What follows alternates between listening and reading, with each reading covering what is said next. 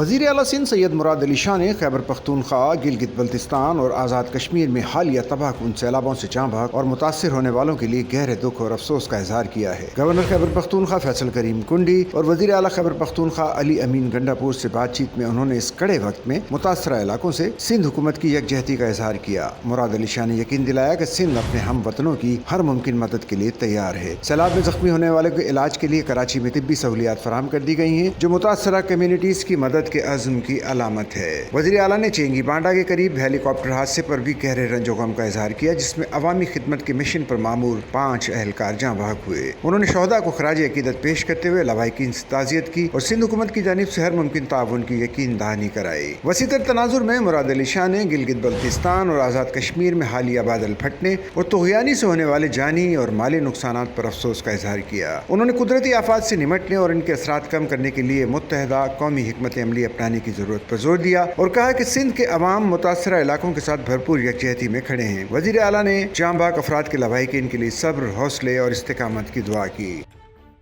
Sachal news net work کی videos میں خوش آمدید۔ ناظرین، ویڈیو سے متعلق اپنی قیمتی رائے کا اظہار کمنٹ باکس میں ضرور کریں اور چینل کو سبسکرائب کریں۔